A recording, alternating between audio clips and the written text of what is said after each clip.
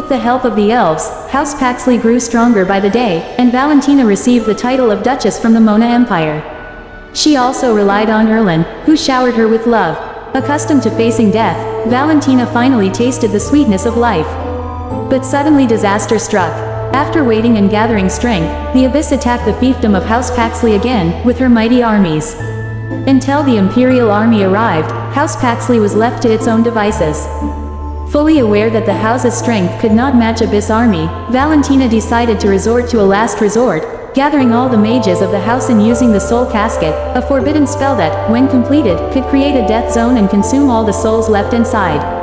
Even demons would not be spared. To shield the mages behind the spell, Valentine and Erlin led their bravest warriors to the front and met the Abyss's army head-on. The battle began, and thousands of demons swept over elves and humans like ocean waves. But the Alliance stood firm as the strongest rock, letting the waves of the Abyss armies shatter itself to pieces. Yet these brave soldiers fell one by one. Seeing this, Valentina became even more worried, waiting for the signal to complete the spell. Their plan was to withdraw from the battlefield with all their forces as soon as the signal came, so that the magical zone that covered the front lines could wipe out the demon army all at once. Yet Valentine suddenly noticed the symbol of the coffin of the soul, appearing above the battling armies, but the rear did not give the signal to retreat. Confused, she turned and saw her own uncle and the mages taunting her. Valentina realized that she had been shamelessly betrayed, and she shouted to all the troops to retreat immediately.